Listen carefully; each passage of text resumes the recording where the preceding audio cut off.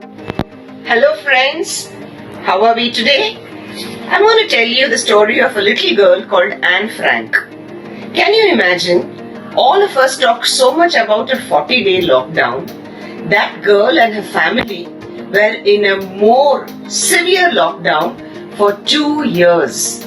She was a child who grew up in the Nazi-occupied Poland, and there was a very good friend who gave shelter for her, her sister and her family.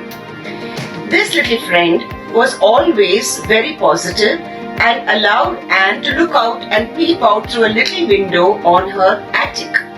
That little window was her world, and she would always wonder how the world was happening outside that little cramped room where 8 of them were there in lockdown for 2 years. But her mind was positive. On her 13th birthday, Miss Giles, the person who had given them shelter, gave Anne a little diary and told her, please write down all that you think and feel and whatever you would want to act when you see free air and you smell freedom again. Anne Frank considered the diary as her own friend and would write Dear Diary and captured all her emotions of all her growing up years, of her tribulations, her trials and happiness, her glad, mad, sad emotions were all captured in the diary. Unfortunately, somebody betrayed them and they were captured and sent to the concentration camps where poor Anne breathed her last before she saw her 14th birthday.